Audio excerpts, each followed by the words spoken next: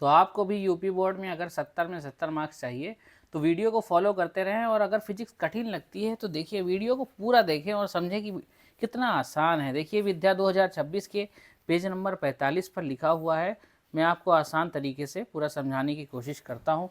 देखिए ये हमको प्रूव करना है v बराबर ई माइनस आई आर, ये प्रूव करना है। और ये लैंग्वेज कितनी टफ है, ये डायग्राम के साथ देखिए कितनी आसानी के साथ मैं आपको एक्सप्लेन करता हूँ। तो वीडियो को पूरा देखें और लास्ट में देखिए कितना आसान बन जाता है टॉपिक आपके लिए। मेरा नाम है आतिफ खान, आप देख रहे हैं मैथ लैब चैनल। हम लोग तैयार कर रहे हैं बोर्ड 2026 एग्ज़ाम के लिए।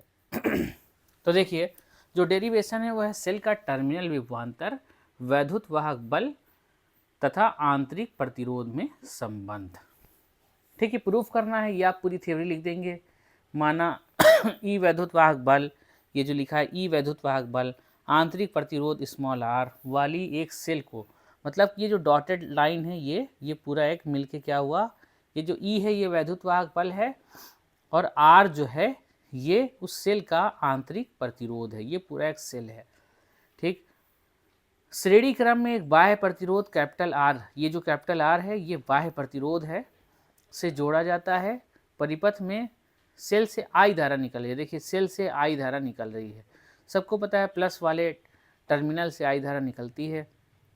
बाह्य प्रतिरोध आर के सिरों पर विभवांतर वी है, इस पर विभवांतर कितना है, ये वी मान लिया है। यही विभवांतर सेल के सिरों पर भी है। देखिए सेल का ये जो दो सिरा है यही सेल का टर्मिनल कहलाता है। टर्मिनल क्या, आप कोई भी बैटरी खरीद के लाइए, बैटरा खरीद के लाइए, उसमें दो खूंटी निकली रहती हैं, एक पे लिखा रहता है प्लस, वो ये है बड़ा वाला डंडा, और एक पे लिखा रहता है माइनस, वो है ये एक लाल तार होता है काला तार। तो ये है लाल तार और ये है काला तार, इसी को कहते हैं क्या, बैटरी का टर्मिनल। ठीक, और वही देखिए तार बैटरी के सिरों पर भी वी वोल्ट का विभवांतर माना गया है, ये देखिए वी, और इस प्रतिरोध के जो दो तार हैं उसके सिरों का भी विभवांतर कितना माना गया है, वी। क्यों कहते हैं इसे टर्मिनल विभवांतर, अभी हम लोग समझेंगे। ठीक, तो आपको एक चीज़ पता होनी चाहिए, तो जो मैं अभी बना रहा हूँ ये आपको नहीं बनाना है, समझने के लिए है फिलहाल। अगर कोई प्रतिरोध है, प्रतिरोध, ठीक, ये प्रतिरोध है, इसमें धारा जा रही है आई, ठीक, इसका प्रतिरोध है आर एग्जाम्पल के लिए।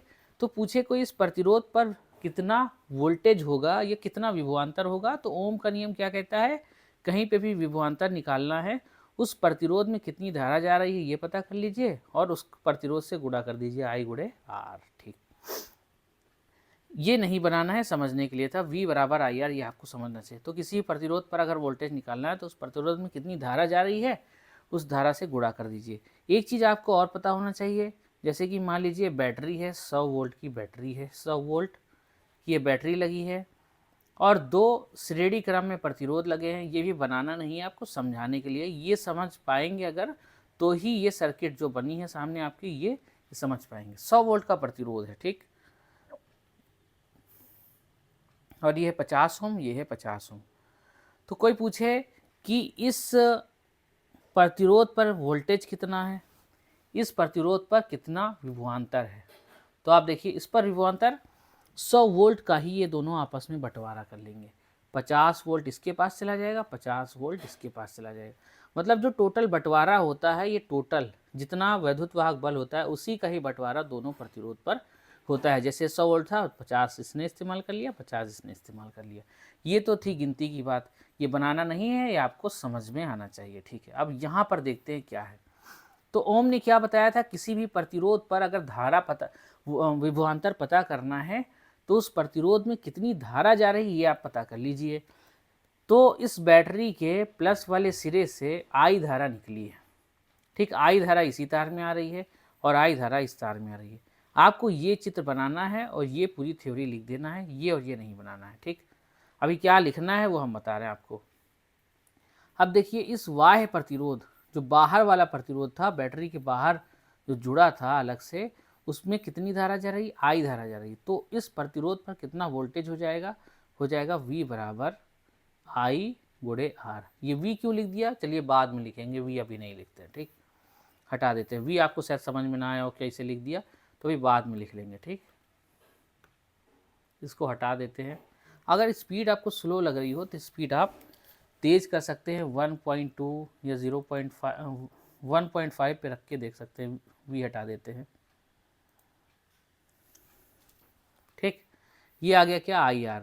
अब देखिए यही जो धारा है, यही धारा आगे बढ़ रही है, यही धारा आगे बढ़ रही है I, और यही धारा जा रही इस वाले प्रतिरोध में जो बैटरी का आंतरिक प्रतिरोध है। तो यहाँ पर कितना वोल्टेज हो जाएगा, I गुणे स्मॉल r, क्योंकि V निकालने के लिए, विभवांतर निकालने के लिए प्रतिरोध और धारा को गुणा कर दीजिए, यही ओम का नियम है। ठीक, अब टोटल बैटरी का विभवांतर कितना है, वैद्युत वाहक बल कितना है, E लिख देते हैं। अब आगे ये सब आप लोग लिखेंगे अपनी एग्जाम की कॉपी में, अगर आ गया ये प्रूफ करने के लिए तो ये सब आप लोग लिखेंगे बैटरी का वैद्युत वाहक बल, ठीक, कितना है, E। और बैटरी का आंतरिक प्रतिरोध, ये कितना है, आंतरिक प्रतिरोध, ये कितना है, R। तो बैटरी के जो टोटल वैद्युत वाहक बल है, तो टर्मिनल विभवांतर निकालना है हमको। लिख दें बैटरी बाह्य प्रतिरोध R से में, मतलब बाह्य प्रतिरोध R में कितना विभवांतर है, IR, ये तो आपको दिख भी रहा है। ठीक, अब लिखते हैं ये जो E है, ये E, यही तो टोटल प्रतिरोध है बैटरी का। E का ही बंटवारा ये वाला प्रतिरोध और ये वाले प्रतिरोध कर लेंगे। और ये देखिए ये कैपिटल R और स्मॉल r, ये दोनों श्रेणी क्रम में लगे हैं। क्यों, क्योंकि जो धारा इस कैपिटल R में जा रही है वही धारा स्मॉल r में जा रही है, तो इसका मतलब ये दोनों श्रेणी क्रम में हैं। श्रेणी क्रम में वोल्टेज का बंटवारा हो जाता है। टोटल वोल्टेज है हमारे पास E, अब E का बंटवारा हो जाएगा किसके पास, जितना इस पे विभवांतर है, इस पे विभवांतर है I गुणे R, और साथ ही साथ ये स्मॉल IR, ये भी तो क्या है, ये भी तो विभवांतर है स्मॉल r वाले प्रतिरोध पर, आंतरिक प्रतिरोध पर। ठीक, तो E बराबर, अब देखिए IR किसके बराबर है, हमने क्या माना था, R के सिरों पर, बाह्य प्रतिरोध के सिरों पर विभवांतर V है, तो विभवांतर V लिख सकते हैं ना, इस IR की जगह पे क्या लिख सकते हैं, V लिख सकते हैं। ठीक, तो IR की जगह पे क्या लिख लिए, V, और प्लस में क्या लिख दें, IR। ठीक, अब देखिए ये V बराबर के इस साइड है तो इधर आएगा तो क्या हो जाएगा, -V, और ये E बराबर के इस साइड आएगा तो क्या हो जाएगा, -E, और प्लस IR तो कहीं गया नहीं। अब आपको ये भी पता होगा पूरे समीकरण का हम लोग निशान चेंज कर सकते हैं, माइनस है तो क्या कर दिए प्लस, बराबर ये माइनस है तो क्या कर दिए E, और माइनस प्लस था तो क्या हो गया -IR। तो V बराबर E माइनस IR। अब जाके आप विद्या के पेज नंबर 45 पर देखिए, यही प्रूफ किया गया है कितने कठिन तरीके से। अगर एग्ज़ाम में आ जाए तो आप लोग इस तरीके से प्रूव कर सकते हैं। ये वाली सर्किट बना दें, और उम्मीद है कि आपको समझ में आया होगा। अगर समझ में आया हो तो वीडियो को शेयर कर दें अपने दोस्तों तक, वीडियो को लाइक कर दें। लेकिन ये इससे पहले एक सवाल का जवाब जरूर देखते जाएँ। अगर कोई सेल की डिज़ाइनिंग हो रही, कोई सेल बना रहा है, तो क्या चाहेगा, इस प्रतिरोध पर, इस जो आंतरिक प्रतिरोध है, आंतरिक प्रतिरोध स्मॉल r, आंतरिक प्रतिरोध जो है प्रतिरोध, इस पर जो विभवांतर है वो कम होना चाहिए, या आंतरिक प्रतिरोध पर विभव कम होना चाहिए, कम, या फिर ज़्यादा होना चाहिए। मतलब जब सेल की डिज़ाइनिंग हो रही है तो आंतरिक प्रतिरोध R को हाई रखना चाहिए या फिर R का मान कम होना चाहिए।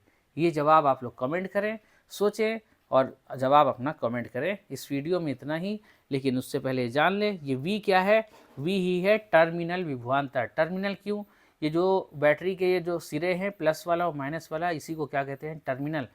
और यही विभवांतर कैपिटल R पर है और यही विभवांतर बैटरी के सिरों पर है। तो बैटरी के सिरों को इंग्लिश में क्या कहते हैं, टर्मिनल। इसीलिए V को क्या कहते हैं, टर्मिनल विभवांतर, टर्मिनल विभवांतर। और आप लोग जानते होंगे E क्या कहते हैं, E को क्या कहते हैं, वैद्युत वाहक बल, और R क्या है, आंतरिक प्रतिरोध। तो वीडियो समझ में आई हो तो वीडियो को लाइक कर दें, चैनल को सब्सक्राइब कर लें, और बोर्ड की तैयारी के लिए आप लोग को इस तरह से आप तैयार किया जाएगा। धन्यवाद।